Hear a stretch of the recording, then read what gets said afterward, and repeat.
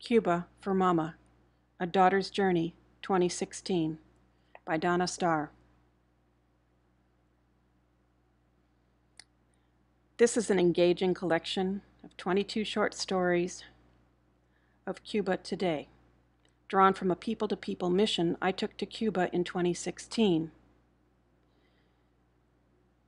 There are 22 short stories with rich photographs, up-to-date travel tips, logistics, and helpful suggestions for today's travelers to Cuba.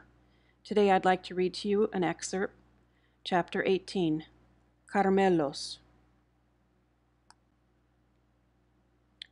Chapter 18, Caramelos. The ruins of Trinidad's beautiful Santa Ana Cathedral loomed ahead, a handful of workers applying mortar to the crumbling foundation brick to prevent further degradation. Devastated by fire years ago, it's roofless, but still standing strong. A small plaza in front offered a nice view, when not obstructed by the annoying tour buses blocking the view by parking directly in front of the entrance steps.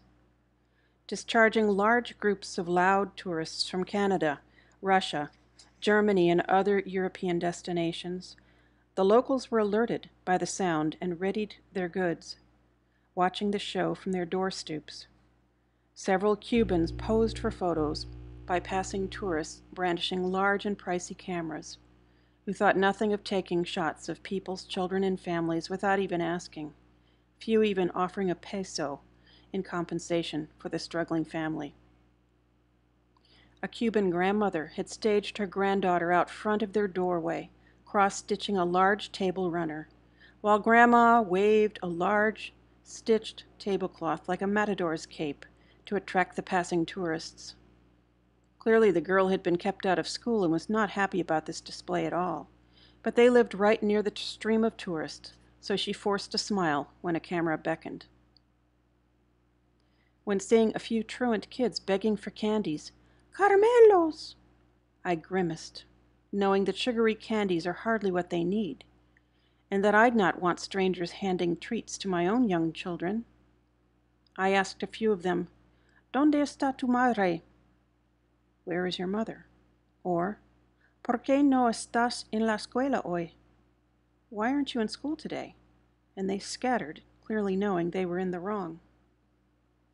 I watched as 3 youngsters waited not 5 feet from a large tour bus door, the exiting tourists charmed by the cute kids greeting them loudly, but clueless as to what they were saying or wanted. Their mother dashed up to the trio and gruffly wrestled them away and back into their home, clearly angry at this newly learned behavior. Sitting in the plaza, across from me was another park bench with a young grandmother and her granddaughter, a cutie with a pair of tiny pigtails, hardly enough hair yet to be contained with a rubber band, offering barely more than an inch or 2 of curls. I crawled across to her, greeting her in Spanish. "Buenos dias, ¿qué edad tiene ella?" "Good morning. How old is she?" Barely 18 months, she was toddling about, exploring the plaza between us with her newfound skill, walking. I asked the woman if she lived nearby, and we discussed the weather, grandkids, where I am from, ¿Dónde eres? The United States, San Diego, California, was always met with big smiles and warm greetings here. There are not many people visiting yet from the U.S., so it seems that everyone has a story, a family member in the U.S. to talk about, a dream to go one day.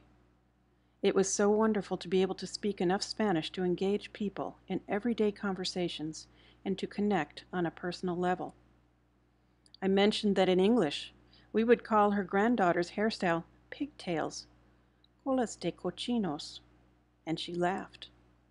Nature called, and they left to change her sodden diaper at their home nearby. Moments later, I heard a rustling to my left and saw the child slowly walking up the steps towards me, carefully carrying in her outstretched palms a beautiful green guava fruit, as if it were a precious gem. She looked up at me with those sweet hazel eyes, smiled, and handed it to me as a special offering from their garden. Few gifts have been more lovingly given or received. I was deeply touched and remembered that good things come in small packages.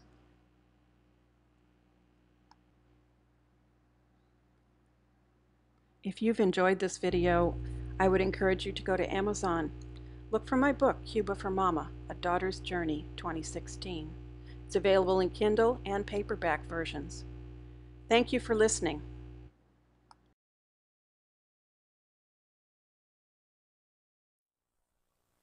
If you enjoyed this video, please support Reading is Magic by clicking subscribe, the red button below. It's free.